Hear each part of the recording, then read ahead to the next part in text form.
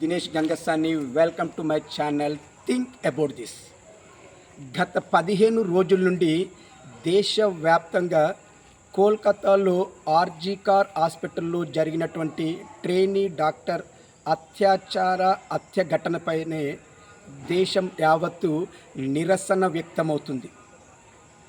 ఈ RG car హాస్పిటల్లో 31 ఏండ్ల ట్రైనీ డాక్టర్ని అతి కిరాతకంగా అత్యాచారం చేసి హత్య చేసినటువంటి సంజయ్ రాయ్ని కఠినంగా శిక్షించాలి, మరణశిక్ష విధించాలని చెప్పేసి దేశం యావత్తు కోరుకుంటుంది. ఈ ఘటనని అందరూ ఖండిస్తున్నారు. ఆల్రెడీ ఈ ఘటనను ఖండిస్తూ నేను కూడా ఒక వీడియో తీశానండి. ఈ ఘటనలు జరగడం అనేది చాలా బాధాకరం. ఈ ఘటనలు పునరావృతం కాకూడదనే మనం అందరము కోరుకుందాం. కానీ ఇక్కడ ఒక విషయం గురించి మనం మాట్లాడుకోవాలి. ఏదైతే ఈ సంఘటన జరిగినటువంటి ఆర్జీ కార్ హాస్పిటల్ గురించి మనము ఇక్కడ కొన్ని విషయాలను మాట్లాడుకోవాలి. మనము సినిమాలలోనే చాలా ట్విస్టులు చూస్తుంటాం, మర్డర్ మిస్టరీలు, థ్రిల్లింగ్ స్టోరీలు ఎన్నో చూస్తుంటామండి. కానీ ఈ ఆర్జీ కార్ హాస్పిటల్ చరిత్రను ఒక్కసారి అబ్జర్వ్ చేస్తే సినిమా రేంజ్లకు మించినటువంటి ట్విస్టులతో విస్మయం గొలుపుతుంది. మరి ఇలాంటి కాలేజీకి ఎలా పర్మిషన్ ఇచ్చారు, ఏంటి, దీని పర్మిషన్ని ఎందుకు రద్దు చేయట్లేదు?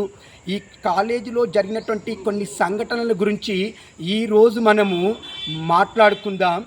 అందులో కొన్ని సంఘటనలు మనం చూస్తే సౌమిత్రి బిస్వాస్ సూసైడ్ కేసు కావచ్చు, అలానే ఒక 2003లో జరిగినటువంటి ఆర్జిత్ దత్తా సూసైడ్ కావచ్చు, అలానే అదే సంవత్సరం 2003లో జరిగినటువంటి ప్రవీణ్ గుప్తా సూసైడ్ కావచ్చు, 2016లో జరిగినటువంటి గౌతమ్ పాల్ సూసైడ్స్ కావచ్చు, 2020 మేలో జరిగినటువంటి పౌలామి సాహా సూసైడ్ కావచ్చు, ఇంకా ఎన్నో సంఘటనలు, వేధింపులు కావచ్చు, అనాటమీకి ఈ హాస్పిటల్ నుండి డెడ్ బాడీలను సప్లై చేసే కేసులు కావచ్చు, ఇలా ఎన్నో కేసులతో సంచలనాలకి కేంద్ర బిందువు అయినటువంటి, ఎన్నో మిస్టరీలకి కేంద్ర బిందువు అయినటువంటి ఈ ఆర్జీ కార్ హాస్పిటల్ చరిత్ర చాలా చాలా చాలా నీచ చరిత్ర అండి.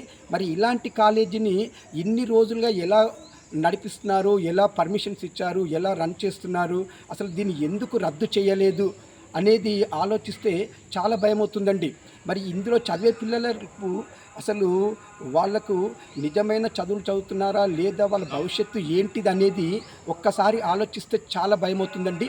ఒక్కసారిగా మనము ఒక్కొక్క ఇన్సిడెంట్ గురించి చూస్తే 2001లో సౌమిత్ర బిస్వాస్ సూసైడ్ కేసు అండి. యాక్చువల్గా ఇక్కడ సూసైడ్ నోటు దొరకలేదండి, కానీ పోలీసులు దీన్ని సూసైడ్ నోటుగా డిక్లేర్ చేసేశారు. ఇక్కడ ఈ సూసైడ్ నోటు లభించకపోవడం, ఈ మృతిపై ఎన్నో అనుమానాలతో సౌమిత్రి బిస్వాస్ వాళ్ళ పేరెంట్స్ కోల్కతా హైకోర్టుకు వెళ్ళారు. కోల్కతా హైకోర్టు ఇచ్చినటువంటి జడ్జిమెంట్తో అప్పుడు సిఐడి రంగంలోకి దిగి ఈ కేసుని తన పరిధిలోకి తీసుకొని పరిశీలించగా సౌమిత్ర బిస్వాస్కి అరోమితా దాస్ అనే అమ్మాయితో ఎఫైర్ ఉందని, ఈ లవ్ ఫెయిల్యూర్ వల్లనే అతను సూసైడ్ చేసుకున్నారని వాళ్ళు కూడా ఫైనల్గా రిపోర్ట్ ఇచ్చారండి. కానీ ఇది లవ్ ఫెయిల్యూర్ సూసైడ్ కాదు, ఇందులో చాలా చీకటి కోణాలు ఉన్నాయి. ఈ ఆర్జీ కార్ హాస్పిటల్లో పెద్ద డాక్టర్లు, ఆర్జీ కార్ స్టాఫ్ ఎన్నో చీకటి కోణాలను ఇందులో నడిపిస్తున్నారు. ఈ విషయాలన్నీ కూడా సౌమిత్రి బిస్వాస్కు తెలిసాయని, అతను ఎప్పుడైనా ఈ విషయాలను బయట పెడతాడన్న భయంతోనే సౌమిత్రి బిస్వాస్ను చంపేశారని అతని సన్నిహితులు చాలాసార్లు చెప్పిన సందర్భాలున్నాయి. ఇలా 2001లో జరిగిన ఈ సంఘటన తర్వాత ఇదే కాలేజీలో 2003 ఫిబ్రవరిలో ఇదే కాలేజీలో పనిచేసే హౌస్ స్టాఫ్గా పనిచేసేటటువంటి ఆర్జిత్ దత్తా కూడా సూసైడ్ చేసుకున్నాడు. ఇతడు మరణం పైన కూడా చాలా అనుమానాలు ఉన్నాయండి. అలానే ఇదే సంవత్సరం 2003 ఫిబ్రవరిలోనే ఇదే కాలేజీలో చదువుతున్నటువంటి 4th ఇయర్ చదువుతున్నటువంటి ప్రవీణ్ గుప్తా అనే విద్యార్థి కూడా సూసైడ్ చేసుకోవడము, దీనిపైన కూడా ఎన్నో అనుమానాలు ఉన్నాయి. దీన్ని కూడా సూసైడ్గానే చెప్పేసి ఈ కేసును కూడా క్లోజ్ చేశారు. ఇలా ఇంకొక కేసును మనం తీసుకొని చూస్తే 2016లో అక్టోబర్ నెలలో ఒక డాక్టర్ మిస్ అయ్యాడని చెప్పేసి, ఆర్జికర్ డాక్టర్ మిస్ అయ్యాడని చెప్పేసి కేసు ఫైల్ చేయడం జరిగింది. ఈ కేసును ఛేదించడంలో క్రమంలో పోలీసులు ఈ ఆర్జికర్ హాస్పిటల్ మిస్ అయిన డాక్టర్ ఎవరైతే ఉన్నారో గౌతమ్ పాల్, అతని మృతదేహాన్ని అక్టోబర్ 24 రోజు అతని ఇంట్లోనే కనిపెట్టారండి. ఇక్కడ ఇతడు కూడా సూసైడ్ చేసుకున్నానన్నారు, కానీ ఇతని ఇంట్లో బండలపైన మరకలు ఉండడము, ఇతని మొహాన్ని మీద పిడిగుద్దలు గుద్దినట్టుగా ఉండడం చూస్తే ఇతనిది కూడా సూసైడ్ కాదు, ఎవరో చంపేశారన్న అనుమానం కలుగుతుంది.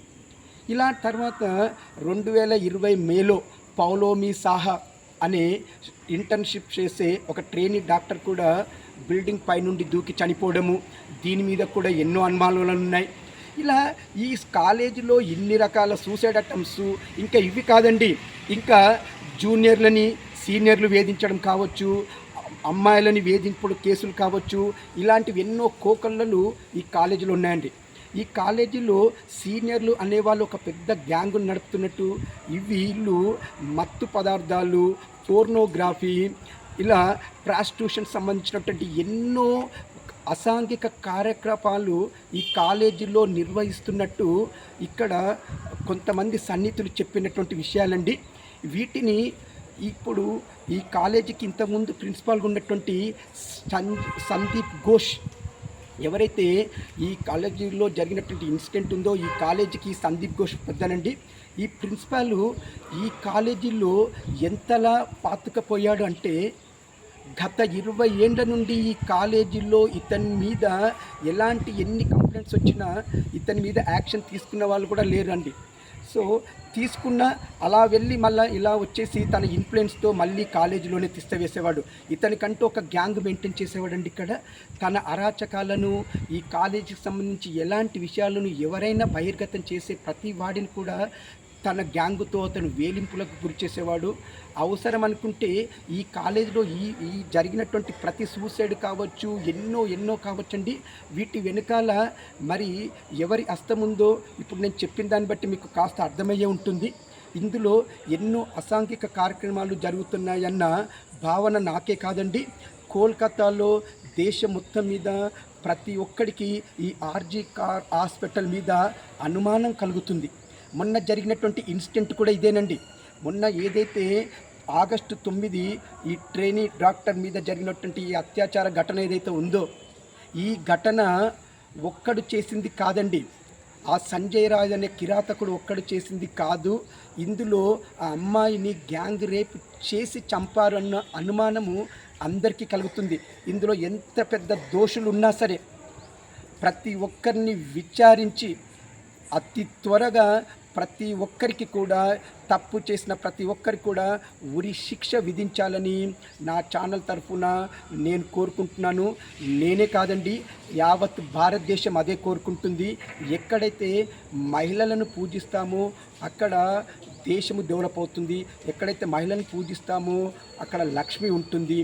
కానీ ఇలాంటి మన భారతదేశంలో మహిళల మీద అగత్యాలు జరుగుతూనే ఉన్నాయి. ఎప్పటికి ఆగుతాయండి అగత్యాలు? ఆలోచిద్దాం. సో ఇప్పటికీ నా ఛానల్ సబ్స్క్రైబ్ చేసుకునే వాళ్ళు ఉంటే నా ఛానల్ సబ్స్క్రైబ్ చేసుకోండి, నన్ను ఎంకరేజ్ చేయండి. మీకు ఇలాంటి ఇంకా ఎన్నో మంచి టాపిక్స్తో నేను మీ ముందు ఉంటాను. ఇట్లు మీ